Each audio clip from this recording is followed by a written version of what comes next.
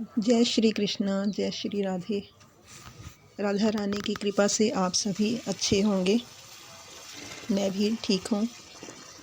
सवेरे हो गई है और मैं स्नान करने के बाद सूरज देवता को जल चढ़ा रही थी। उसके बाद मैं आ गई कान्हा जी के पास। कान्हा जी और राधा रानी को मैंने स्नान करवा दिया था, तो स्नान करवा के मैं फिर से कंबल से ढक देती हूँ ताकि कपड़े पहनाने से पहले उनको ठंड ना लगे। तो मैंने उनको दोनों को वूलन के कपड़े पहना दिए ताकि ठंड ना लगे। और जो श्रृंगार वगैरह है जैसे इयरिंग वगैरह वो मैं विंटर्स में कम ही डालती हूँ, क्योंकि वो ठंडे ठंडे से होते हैं तो उससे ठंड लगती है। तो कैप वगैरह ऐसे मैंने डाल दी और कान ढक दिए। जैसे कि मुझे ठंड लगती है ना, कानों को बहुत ज़्यादा ठंड लगती है, तो वैसे ही मैंने सोचा कि कान्हा जी को भी लग रही होगी, तो मैंने कान अच्छे तरीके से ढक दिए। राधा रानी को वैसे मैं पहले तैयार करती हूँ, पर आज मैंने कान्हा जी को पहले तैयार किया। और दोनों को मैं कोशिश करती हूँ कि एक ही तरह की कलर की ड्रेसेस पहनाऊँ या फिर एक जैसी। डिज़ाइन में थोड़ा बहुत फ़र्क होता है, कभी कभी डिफरेंट होती हैं। तो ये कलर बहुत सूट कर रहा है दोनों को। कितने अच्छे लग रहे हैं दोनों, गुड्डा गुड़िया से लग रहे हैं। और वीडियो में शायद इतने ठीक लग रहे होंगे देखने में, पर अगर हम ऐसे देखें रियलिटी में जैसे मेरे पास होते हैं तो बस मैं देखती ही रह जाती हूँ। इतने सुंदर हैं दोनों, बस कमाल ही हो जाता है। और देखिए मैंने मफलर वगैरह उड़ा दिए हैं, अच्छी तरह से पैक कर दिया है। और थोड़ी देर बाद पूजा पाठ के बाद मैं कंबल भी उड़ा दूँगी दोनों को पूरे तरीके से, जैसे रज़ाई में ढकते हैं ना वैसे ढक दूँगी। देखिए कितने सुंदर लग रहे हैं। मेरी राधा रानी बहुत ज़्यादा सुंदर है, नज़र ना लगे कान्हा जी। और मैं एक मोर का पंख ज़रूर इनके पास रखती हूँ, क्योंकि इनको ये बहुत पसंद है। उसके बाद पूजा पाठ के बाद मैं किचन में आ गई नाश्ता बनाने के लिए। नाश्ता ये प्रसाद मैंने रात को बनाया था, तो थोड़ा सा बच गया था, तो मैंने सोचा इसको भी गर्म कर लेती हूँ।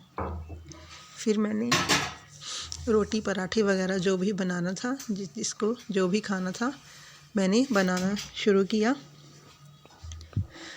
वैसे सब्ज़ी हम हमेशा ऐसे नहीं होता कि सवेरे ही बनाते हैं, कभी कभी रात को और कभी कभी मॉर्निंग में, और कभी कभी दोनों टाइम भी बना लेते हैं। और कभी अगर सवेरे नहीं बनाते तो पराठे वगैरह बना लेते हैं, जैसे आलू के या गोभी के या फिर मेथी के। ऐसे अगर सब्ज़ी होती है कई बार तो भी वो दोपहर को खा लेते हैं, या फिर कई बार सब्ज़ी थोड़ी बनाते हैं रात को, तो फिर वैसे पराठे वगैरह कुछ भी और कुछ बना लेते हैं। तो ये मेरी रोटी हो गई सवेर की। उसके बाद मैंने दिल कर रहा था कई दिनों से कि गाजर का हलवा बनाई, और इतनी ज़्यादा नहीं, क्योंकि जितनी ज़्यादा गाजर होंगी उतना ज़्यादा टाइम लगेगा बनाने में, तो इसलिए ठंड भी बहुत ज़्यादा हो रही है। मैंने कहा चलो थोड़ी सी गाजर लेके उससे गाजर का हलवा बनाएंगे, कान्हा जी को भोग लगाएंगे, फिर खुद खाएंगे। थोड़ी सी अकल भी आ जाएगी भोग लगाने के बाद। कुछ भी मैं खाती हूँ कान्हा जी को भोग लगाने के बाद ही खाती हूँ, ताकि जो भी थोड़ी बहुत मेरे अंदर बुराइयाँ हैं, हर इंसान में होती हैं, और मुझे तो ऐसा लगता है कि दुनिया की सबसे बुरी मैं ही हूँ।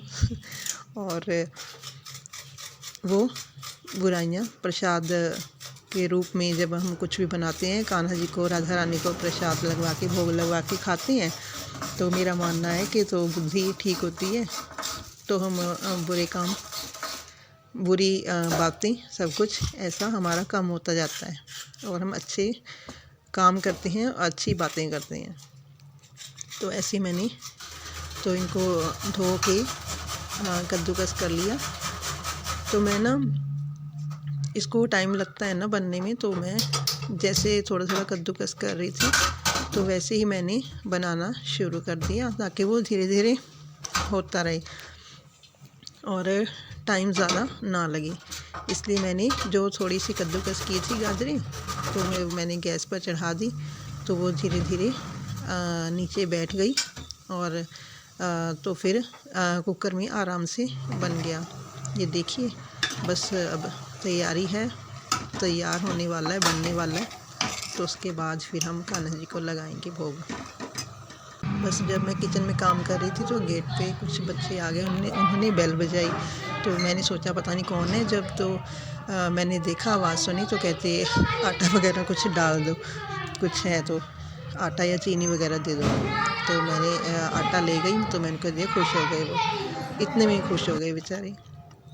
तो फिर उसके बाद ठंड चढ़ गई थी नीचे किचन में काम करते करते, जो मैंने ऑयलिंग करनी थी बालों में, तो मैंने सोचा चलो ऊपर चलते हैं छत पे। तो मैं टेरेस पे चली गई और ऊपर बैठ के मैंने, ये होममेड ऑयल है जो मैंने घर पे ही बनाया है अपने लिए। एक्चुअली पहले मैं ज़्यादा बालों में तेल नहीं लगाती थी, तो मेरा हेयर फॉल अब बहुत ज़्यादा होने लग गया, तो फिर अब मुझे लगाना ही पड़ता है। सर्दी के मौसम में ये काम भी शुरू करना पड़ा। ऑयलिंग करनी चाहिए बालों में, तभी बाल ठीक रहते हैं। जब तक नहीं ख़राब होते तो नहीं होते, पर एक बार ख़राब होने शुरू हो गए तो बहुत तेज़ी से बाल झड़ने शुरू हो जाते हैं। तो मैंने लगाया अपने बालों में तेल, धीरे धीरे मालिश की, धूप में बैठ के। अच्छा लग रहा था। नीचे तो बहुत ज़्यादा ठंड लगती है और धूप नहीं जाती नीचे, इसलिए ऊपर अच्छा लग रहा था। तो फिर ऑरेंजेस वगैरह पड़े थे, तो मैंने सोचा कि ऐसे तो खाए नहीं जाते, ठंड लगती है, जूस वगैरह बनाते हैं। तो थोड़ा सा इनका जूस बनाया, बहुत ज़्यादा टेस्टी बना था। ये थी आज की वीडियो। अच्छी लगे तो लाइक करना, सब्सक्राइब करना। राधे राधे।